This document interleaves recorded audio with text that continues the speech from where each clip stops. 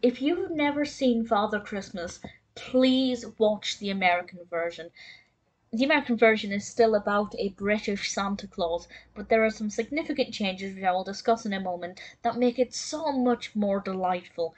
Father Christmas was released in 1991, directed by Dave Unwin, based on the books by Raymond Briggs. Raymond Briggs, of course, the creator of The Snowman.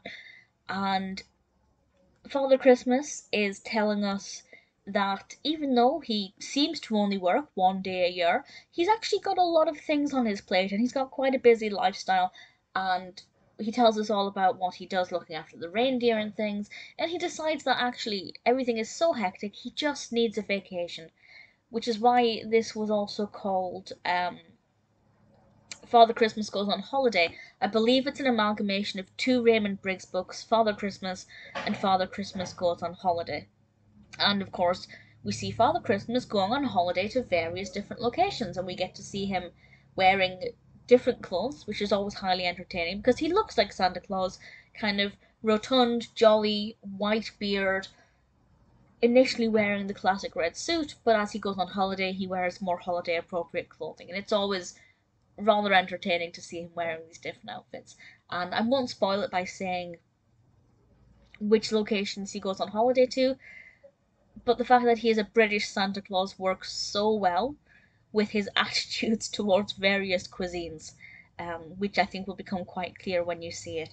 I found that to be very amusing and very entertaining. And I really thoroughly enjoyed it. I thought the animation style was beautiful, delicate.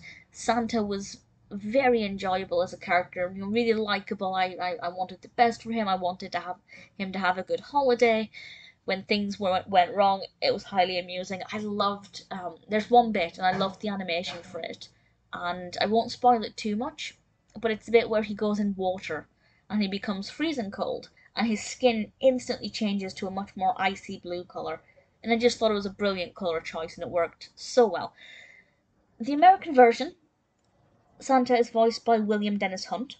He is very soft spoken, very jolly. Definitely to me, quintessential Santa Claus. And I watched it and was thought that, yeah, this is exactly what I expected from this. And then I read the comments because I watched it on YouTube. And I read the comments underneath, and people were like saying, I'm so glad they changed the voice for the US version. And then I dug a little deeper and found snippets from the British version, or the one that aired in the UK. Santa was voiced by Mel Smith, and he sounds more like a stereotypical builder. I know that's stereotyping, but you know when TV characters represent a stereotypical kind of lads builder, you can kind of envision him with a mug of dark tea with 20 sugars in it, that kind of stereotyping. And also, apparently, according to Wikipedia, there are actually times when you get to see Santa Claus's builder's bum, um, which had been removed from the US version, although I believe it was released in the UK for home viewing. And a lot of the vocabulary is different, by which I mean when Santa in the UK version says blooming, he says merry in the US version. And I just think it makes it not so much, not just more child friendly, but it doesn't break down that barrier. It doesn't ruin the illusion of what we expect Santa Claus to be like. I don't know why they decided to make him a lot more rough around the edges for the UK version. Maybe they were trying to make him more human, more relatable. But that's not what I want from Santa Claus.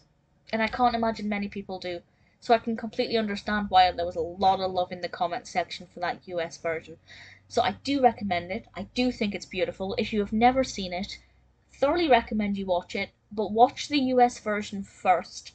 And then I recommend you check out some clips from the UK version just to see the difference. And honestly, it makes you wonder why they ever released two separate versions and they didn't just go with William Dennis Hunt to begin with, because it is far, far superior.